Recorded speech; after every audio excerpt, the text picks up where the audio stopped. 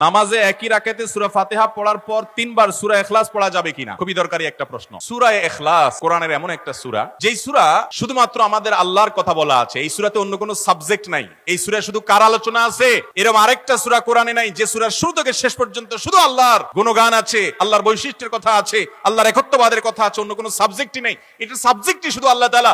এইজন্য এক সাহাবী এই সূরাকে খুব ভালোবাসতেন। তিনি মানুষের ইমামতি করতে গিয়ে সূরা ফাতিহার পরে অন্য যা পড়েন না পড়েন সাথে সূরা ইখলাস অবশ্যই পড়তেন। দুইজন সাহাবীর জীবনে এরকম ঘটনা পাওয়া যায়। একজন সম্ভবত মসজিদে কুবার বা এরকম কোন মসজিদের ইমাম ছিলেন, আরেকজন জিহাদের ময়দানে এই কাজ করতেন।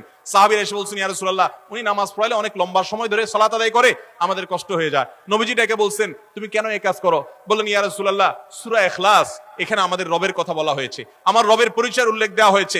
এটা নামই সূরা ইখলাস, তাওহীদকে খালেজ করার সূরা, শিরক মুক্তির সূরা, আমার রবের গুণের সূরা। এখানে অন্য কারোর ইস্যু নাই, শুধু আমার আল্লাহর কথা বলা আছে। এইজন্য এই সূরার মর্মটা, এর অর্থটা আমাকে খুব স্পর্শ করে, আমার খুব ভালো লাগে। এইজন্য সূরা ফাতিহার পরে অন্য যা পড়ি না পড়ি, অতিরিক্ত সূরা হিসাবে, সূরা মিলানোর অংশ হিসাবে সূরা ফাতিহাটা আমি অবশ্যই পড়ি। নবী করিম সাল্লাল্লাহু আলাইহি সাল্লাম বলেছেন, এই সূরার ভালোবাসায় তোমাকে জান্নাতে নিয়ে যাবে। এইজন্য ভাই দেখবেন, সকাল সন্ধ্যায় সূরা ইখলাস, সূরা ফালাক, সূরা নাস 3 বার, সকাল সন্ধ্যার পাশাপাশি 5 ওয়াক্ত সালাতের পরে একবার, রাতের শোয়ার সময় আবার 3 বার, মানে সূরা ইখলাস এতবার পড়ার আল্লাহ তাআলা ওজিফা করে দিয়েছেন। আমরাও সূরা ফাতিহা সবচেয়ে বেশি পছন্দ করি। এই মজলিসে যত লোক আছেন, আমার বিশ্বাস বেশিরভাগ মানুষ সূরা ইখলাসকে মহব্বত করেন। তবে সেটা ওই সাহাবীর মহব্বত করে না, নামাজ শর্ট করার জন্য, ঠিক না?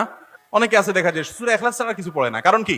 আয়তনে নামাজটা তাড়াতাড়ি শেষ করার জন্য। এইটার কারণে জান্নাতে যাবেন না, আবার খুশি হয়ে যায় না যে আমি তো বেশি বেশি। আপনার নিয়ত যদি হয়, মতলব যদি হয় নামাজ সংক্ষিপ্ত করা, তাহলে হবে না।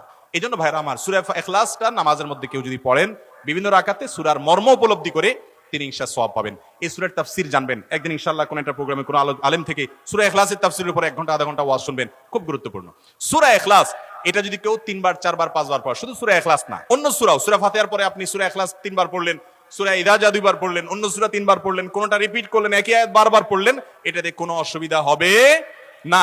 আপনি বারবার পড়তে পারেন, কোনো অসুবিধা হবে না ইনশাআল্লাহ। তবে লক্ষ্য রাখবেন, প্রথম রাকাতের চাইতে দ্বিতীয় রাকাতটা তুলনামূলক একটু ছোট হবে। হ্যাঁ, আয়তনে পরিমাণে একটু ছোট হবে, এটাই সুন্নাহ। নবী করিম সাল্লাল্লাহু আলাইহি ওয়াসাল্লাম প্রথম রাকাত যদি 2 মিনিট ধরে পড়তেন, দ্বিতীয় রাকাত 1.5 মিনিট, অর্থাৎ একটু কমায়া পড়তেন, এটাই তার সুন্নাহ ছিল। বাস এরপর আপনি এবার সূরা ফাতিহার পরে এক সূরা বারবার পড়েন, হ্যাঁ, কয়েক সূরা বারবার পড়েন, বা অন্য একটা সূরা পড়ে আরেকটা সূরা বারবার পড়েন। সূরার মহব্বতের কারণে, মর্মের কারণে, একই আয়াত জাহান্নামের কথা আছে, জান্নাতের কথা আছে, আল্লাহর কথা আছে, সেজন্য আপনি বারবার পড়েন, কোনো অসুবিধা নাই ইনশাআল্লাহ।